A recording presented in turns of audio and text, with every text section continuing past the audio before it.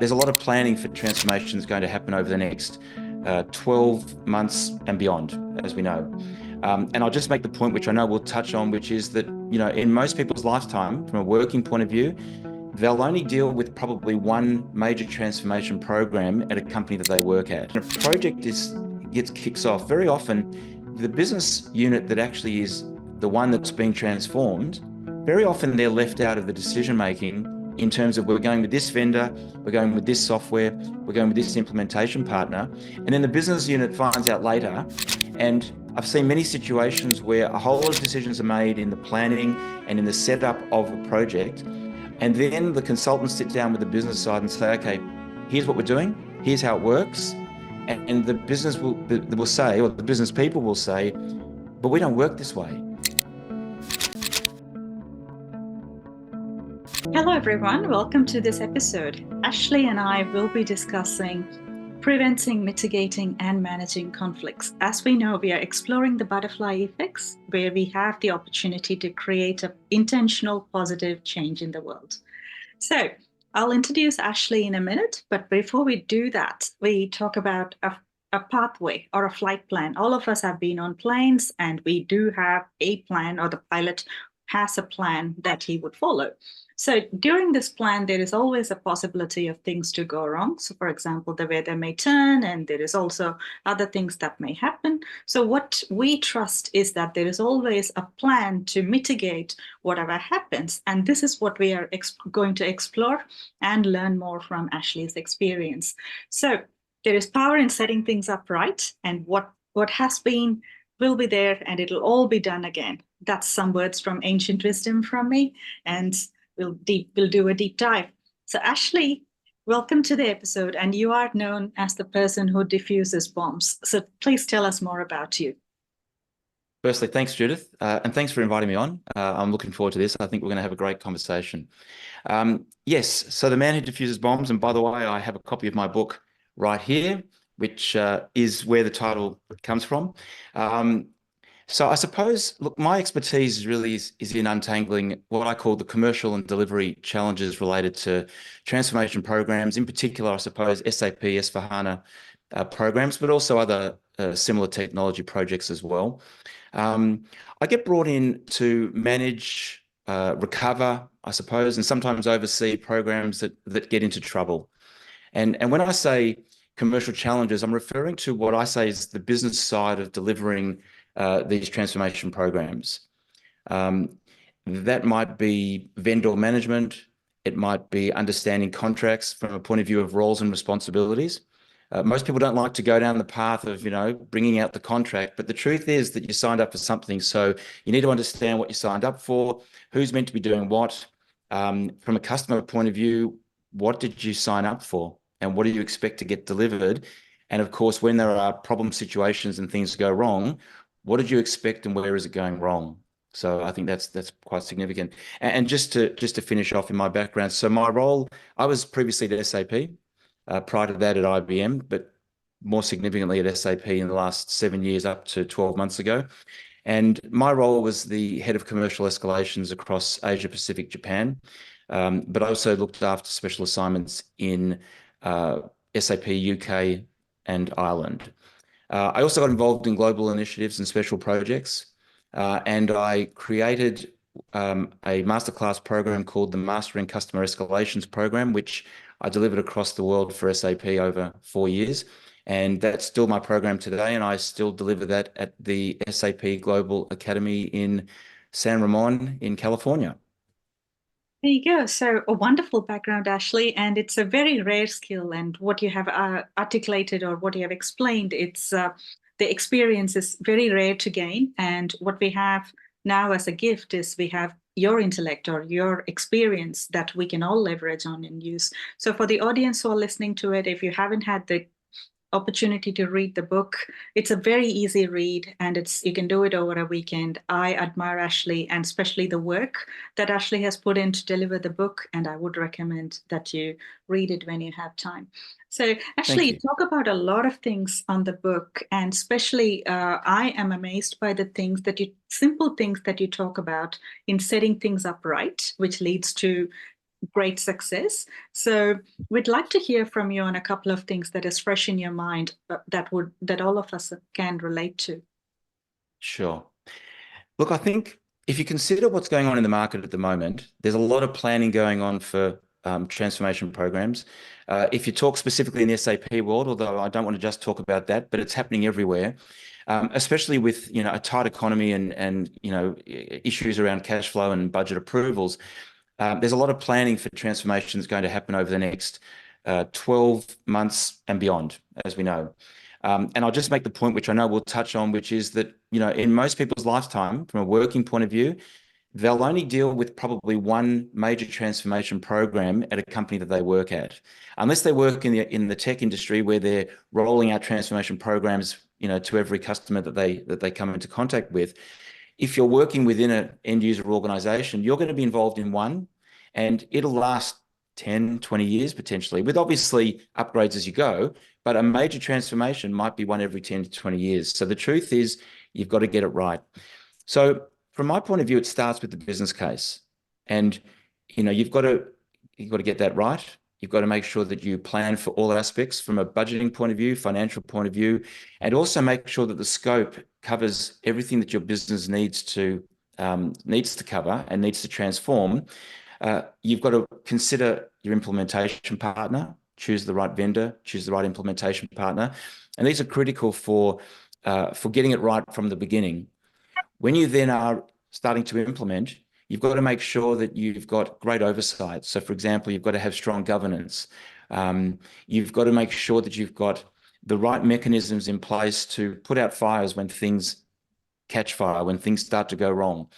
And you've also got to be very aware of risk in that respect as well. And I think I just want to touch on risk. This is the other thing that I'm really big on. So risk is okay. Most people are frightened of risk, but risk is actually okay as long as you know what the risks are and you have a plan in place to manage them. Now, what most companies do is they try to ignore the risk, or they give it to someone else and assume that they've got it covered. And so therefore, if people aren't embracing the risk and saying, okay, so we know these are the risks, what do we need to do to make sure that they don't become problems? Because if you don't deal with them properly, then they will turn into problems that turn into escalations that actually will blow up and become a major problem that will impact the implementation and everything that follows, delivery timelines, schedules, delays, cost, it just flows on. That is well articulated, Ashley. And as you said, risk is something very simple but highly ignored. And risk is also an opportunity, whichever lens we put at it. But risk is something that we all tend to, either glance over it or we think someone else has got it. So the more we control the risk, same in life, the better it is, right? So that's what every person talks about. And the same goes in the way we manage contracts, we manage escalations and things in life, such basic things. So thank you. And this leads us into asking for more very personal experience on the important things that you have done in your career. So there are a lot of fires that you've helped put out, and there is also a lot of relationships as a result of it you have helped nurture. So we'd like to hear some of them. Yeah, for sure. Look, and I think that, I have put a lot of fires out. I mean, that's basically all I do. I try to do preventative work as well. So, trying to help companies plan what they need to do to avoid things happening and getting into trouble. But of course, when things do get into trouble, most people are not comfortable with dealing with those situations. And I suppose that's where my expertise lies, and that's where I have been brought in and continue to. So I talked about the fact that you've got to think about setting things up right from the start. But I want to just touch on the three key reasons for why projects fail or get into trouble. So I think that that's important, because once you know what they are, then you can address and focus on those things to avoid them from being a problem. So I always talk about this, the three elements of documentation, communication, and accountability. And if there's a lack of in any of those three, then they are usually the reasons why a project gets into trouble. If you catch it early, you can stop it from becoming a big problem where the project fails. If you don't catch it early, the project will fail, and then you're going into after the event, trying to understand where did it all go wrong. We don't want to get into that situation. So from a documentation point of view, I believe that there's a discipline that every member of a project team has a role to play in terms of making sure that they have attention to detail in terms of documenting what's relevant. It doesn't matter what your role is. Documentation is important from a point of view of it helps form the basis of what's communicated. It keeps people informed. You can share the documentation or what information that's in that documentation so that people have the detail to be able to understand it, whether it's at executive level or stakeholders that need to know what's happening in a project. If it's well documented, then it's clearly there for them to read. But equally, project teams, to keep them aligned, to keep them informed, need to be able to also read what's been documented, where things are up to, what's going wrong, what's on the risk register, anything that is deviated from the plan, anything that has been discussed that is not quite as expected, that needs to be factored into some thinking. All these things need to be captured and documented, and where it's missing, and when situations are where it hasn't been done well, leads to miscommunications and misalignment because people didn't know what they weren't told. So I think that's critical. I'll talk about. Oh, and I'll just mention an example of I was involved in a situation, and these were all at SAP, but I'll obviously keep them confidential. But I was involved in a situation where we had a customer that felt that they knew more about their implementation than SAP did. But the reality is that SAP would roll out these implementations every week, every month, all year round. Customers only do it once. So it's important that the customer doesn't think that they know everything and that they try and dictate how things will be done. But it's also equally important that they actually involve themselves enough to know what's happening and shape decisions and be engaged in discussions, because it is collaborative at the end of the day. It's not one party being outsourced the project. There it is, you get it done, and we'll expect success at the end of it. It's got to be a collaborative and team effort. But in this one example, we had a situation that failed quite badly, and it failed predominantly because the customer was extremely nervous in the interim periods of the project, midway, where they just weren't sure that it was running to schedule. And the truth is that it was a bit behind, but it was predominantly running to schedule, but we hit some major stumbling blocks, and that was causing some noise. The customer panicked and then made a decision, because of their lack of experience at rolling out these programs, especially this size, that they decided they were going to call an end to the project, and they cancelled it. Anyway, to cut a long story short, the documentation actually saved SAP, because our team was so disciplined with documenting everything along the way that when the customer actually sat down and said, we don't think these things happened, and SAP was able to prove that the documentation actually had been taken at the time, and here was the proof of decisions that were made and the thinking behind it, and every step along the way. What ended up happening was that the customer realized that they didn't have any documentation to prove anything otherwise.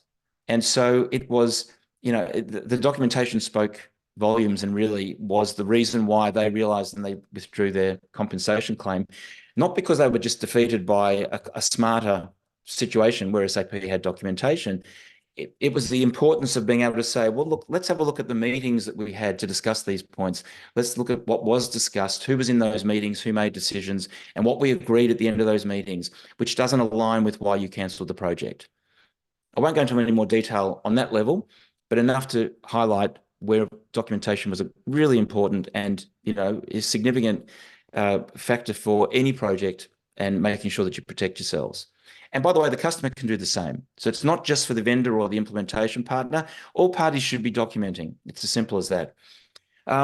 Communication is the next point that I talked about. And I suppose when there's a lack of alignment and poor communication, these are the reasons that I find very often when I walk into a failed or troubled project. And in fact, that's the role that I very often come in and play. So, it's important to understand that there needs to be alignment between executive management and the project team, between the project team and the business unit that is impacted by the transformation. And equally between the customer and the implementation partner. Now, when you think about those three different sets of parties, if anything is misaligned along the way anywhere in that process, then you're going to have problems, potential failure, and certainly disgruntled parties where they're not happy and perhaps things aren't going to plan. I play a really big part in that, and that's in fact one of the major roles that I find I need to do, because others are not doing it. They're in their own little world of, within the team they work in, and they're dealing with whatever. And so, for example, if you're not communicating with the executive management and they're not being kept informed or being well communicated to, the project team sometimes loses their way and doesn't realize that. The executive management team wonders why they're being kept out the loop and either get agitated or disgruntled or simply complain. And that is a good example of where things go amiss. So, alignment and communication are really significant. The last one is, and I had an example of that where it went horribly wrong because there was no alignment between, if you think about it, when a project kicks off, very often the business unit that actually is the one that's being transformed, very often they're left out of the decision-making in terms of, we're going with this vendor, we're going with this software, we're going with this implementation partner. And then the business unit finds out later.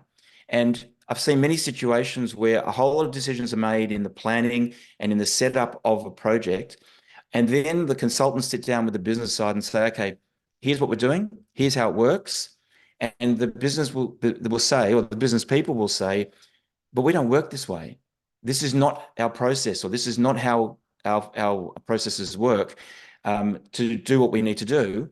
And then they find out that the software doesn't work the way that the business works. Now, you can change your processes to fit the software, but sometimes the software still won't do it the way you need it to, and therefore you've got misalignment.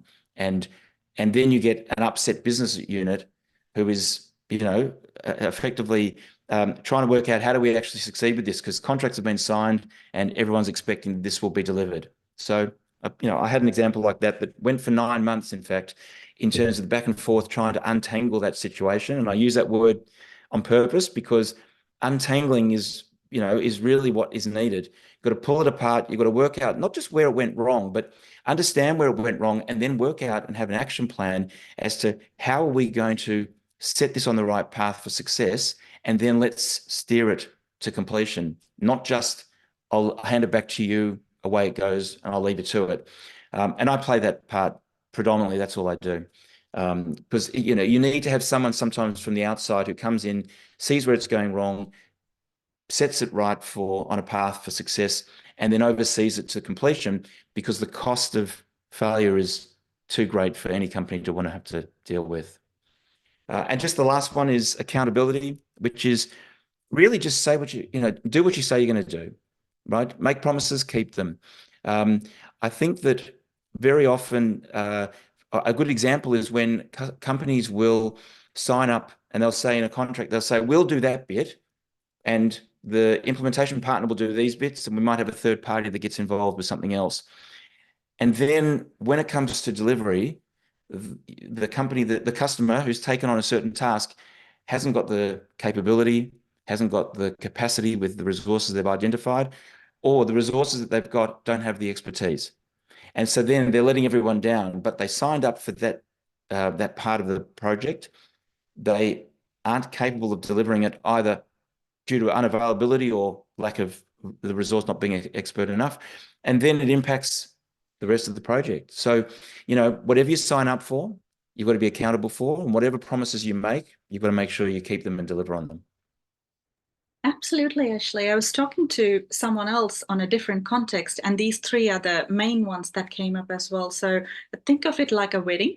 So the bride and groom, the exec stakeholders, they need to be aware of what's happening because it's their wedding, and they need to be comfortable with it. So they need to have a say in who gets invited, who doesn't get invited, and all the intricate details like who can sit at what table. So there could be other things that we don't know about. So that's absolutely important. Yeah, absolutely. And to use that analogy, I like that, but to use that analogy further, very often someone will hire a wedding planner, which is the project manager's role or program director's role, to oversee everything, and they know what they know because they're the experts in doing this. I do this every week, so I know what's required. I know what can go wrong, and I know how to deal with it fast. And then on the day of the wedding, which is really not so much go live, but this is delivering, executing, the project.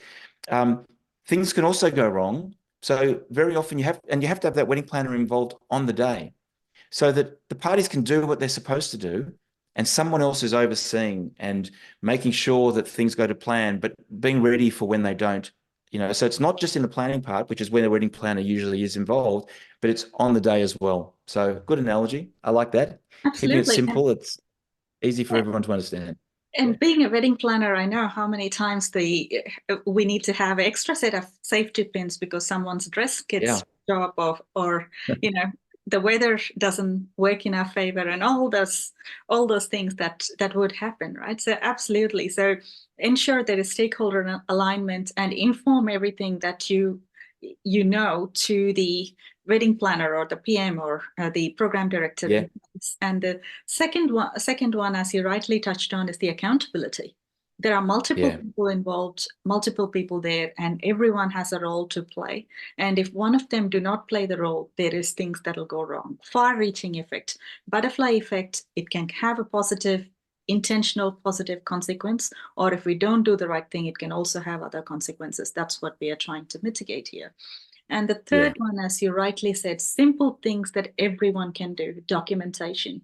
So most industries, marine or aviation, who I respect a lot, do this really, really well. They document everything, things that go right, and they pay a lot of attention to things that deviate from the plan. That's the information that is actually needed for the followers or the future people who come after us to be able to understand what happened in the past and take what it is and understand why these deviations are. So it's very, very important, something all of us can do to prevent a bigger problem. So moving absolutely. on. Thank you. And moving on to the next set of things, there are simple things that we all can do from at the beginning or at the middle or at the end or throughout to make our world a lot easier, our world of programs a lot easier. So we'd like to hear from you on that. Sure. Well, I think, not ignoring the three things we just talked about, to paying attention to those, knowing that they are why projects fail as most common reasons. I think you can't ignore that. I think that the planning element of projects is very important. And there's three things that I want to mention just in terms of this. You can't outsource ownership. You can't outsource change management. And I mentioned this before, you can't outsource accountability. And I think that those things are really important because very often when things go wrong, it's because the ownership of the project, customer decides to go ahead with a large program, but they then bring in the implementation partner and they basically say, it's your project to deliver. And the reality is it's your company. You're working in that company. So I don't mean it's your company as a business owner, you could be, but I mean, take ownership of that. It's your organization that's delivering transformation. You've got to live with the consequences of what's being delivered. So you can't cut corners, but you also can't say, oh, well, this is what we got because we outsourced all the decision-making to an organization that doesn't work here. The people who are brought in from a project team don't work for your organization. You do, you and your team. So that's why you've got to align all the parties, bring in the business, the business managers, in the line of business or the business unit that's being impacted, have them involved, find out and be aware of how they actually work so that you make decisions based on knowing that information, not finding it out later, and then having to work backwards to work out how we actually, reverse engineer how we're going to make this work. Get them involved from the beginning. The change management piece is so important. It's such a big problem when organizations firstly don't even own that. They think that that's just an item that they can put on the scope of works for the implementation partner to take ownership of. You know your own people. You know what you're changing in your organization. You know the culture of your organization. You know what works best and how well or how people best respond to change. So it's up to your organization as the customer to take control of that change management program and make sure that it's detailed enough. Make sure that you go into down to a level where you are thinking about everybody in the job that they're doing and everyone in their function to make sure that it's going to make it better for them, not worse, the experience. And also make sure from a budget point of view that you have factored that into your forecast, because so often companies just don't even think about how much it costs to do a proper change management program.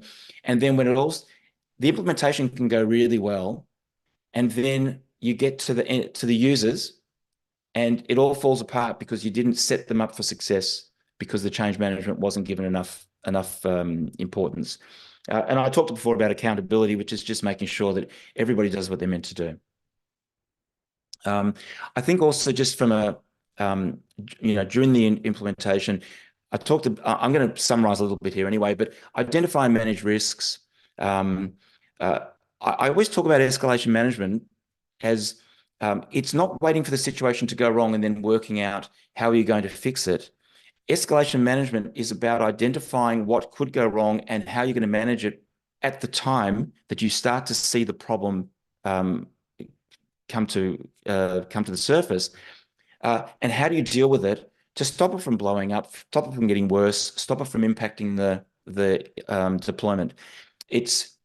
People think escalation management is at the end of the process when it's all gone wrong. How do we now deal with these escalations? But it's all about managing it from the start and looking ahead. And that's why you've got to have the right people involved to make sure that you think through and be ready for it. Like what we're talking about with the wedding planner, be ready for the unexpected, and know that it's coming, right? It shouldn't be a surprise. Things will go wrong. If you think things won't go wrong, let's take that off the table right now. Things will go wrong. We just don't know when, we don't know what will go wrong, and we don't know how big it will be, but we expect things will go wrong. So knowing that's the case, it's purely just a matter of let's roll with it when we get to it. I suppose they're the most important things. And that's beautifully articulated, right? So it's like, we know it's going to go wrong. It's a matter of time. And having a plan to be able to identify, address, and look for the red flags or amber flags, however we call it. So if we do the escalation process right, or the escalation management process right, we probably save an implementation, prevent further fires, and things beyond. So we're making life a lot better for us and for everyone else. Yeah. So it's important to not underestimate the power of escalation management. So definitely anything can be saved, and there is power in protecting and nurturing things, and that is all it's about. And together we are making our world of digital transformation better and more informed. So with this one, we are looking for your nuggets of wisdom, Ashley. So in terms of relationships that can be saved, contracts that can be saved, and anything in the world that can be saved to make the world better. Yeah. When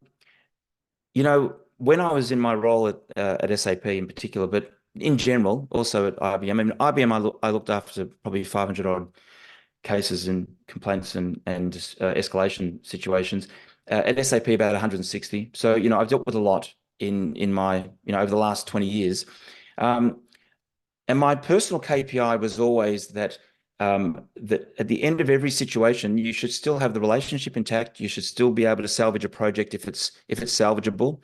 But at the end of the day, you should, every organization should be keeping that relationship with their implementation partner, the vendor, whoever it is. So I was on the vendor side of things. So my view was that irrespective of what's gone wrong, we should be able to hold on to this relationship. Okay. So how do we resolve it without completely blowing it up? That's the reality, because some people think let's just blow it up and say goodbye and go our separate ways. That's not the plan. You should be able to sort things out. I suppose fundamentally, I believe that every problem can be solved. So nothing's so big that it can't be. You just got to find the path. And I think that that's important, that you've got to sit down and work out an action plan. But to do that, you've got to listen. You've got to understand when things have gone wrong or might be going wrong. Doesn't mean it's failing, but it's just that you're starting to, find that things are either unraveling or there's a little bit of agitation. You've got to understand what could go wrong. Sorry, what has gone wrong, and then listen to what's being said and make changes accordingly.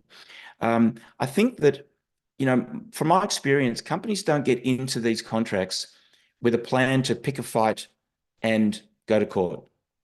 They go into this because they have an objective, which is to, in our case, undertake a transformation and improve their business and see that they are doing things the right way for a change in technology. So they don't plan for things to go wrong and then to pick a fight and then us versus them and who's going to win. So I think that it's important that you remove the emotion out of any situation, that you look at it from a positive point of view, that things will go wrong. Therefore, that's not the surprise. How we deal with it is important. And from that point forward, find a way and a path to resolution. That's wonderful, Ashley, and thank you for your patience, and thank you for the wonderful words of wisdom. So we will explore this more. So Ashley and I are thinking about a different series where we can talk about more details on what Ashley does, and there is, words of wisdom in multiple different situations where we can apply this simple words of wisdom. So I'm looking forward to doing that. And with this, we're signing off, and thank you for listening to us. And together we make the world a better place.